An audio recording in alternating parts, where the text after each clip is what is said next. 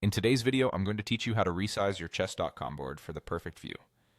If your board ever feels too small to see tactics clearly or so large that it crowds out the move list and analysis tools, a quick resize can make your games much more comfortable. First, make sure you're actually on a game board, whether it's a live match or a daily game. Now bring your mouse to the bottom right corner of the chessboard itself. As you hover right over that corner, you should see a double-headed arrow icon appear. That icon is your resize handle. Click and hold while that icon is visible, and then drag. Move your mouse to the left to shrink the board or to the right to make it larger. You can also drag slightly up or down, depending on your screen setup.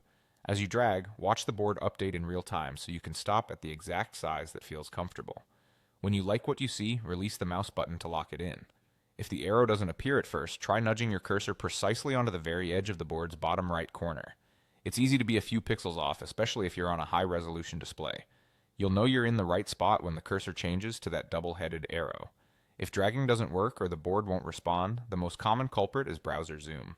Chess.com's board resizing expects your browser zoom to be set to 100%.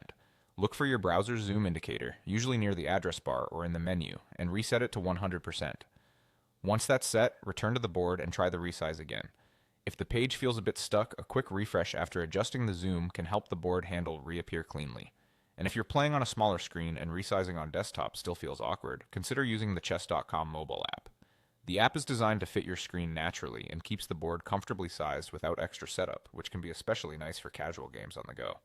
That's all you need to get a board that matches your eyes and your screen.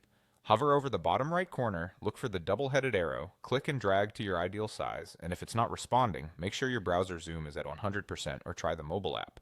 Pause the video and test it now so you can dial in a layout that helps you focus on your moves. Happy playing, and I'll see you in the next one.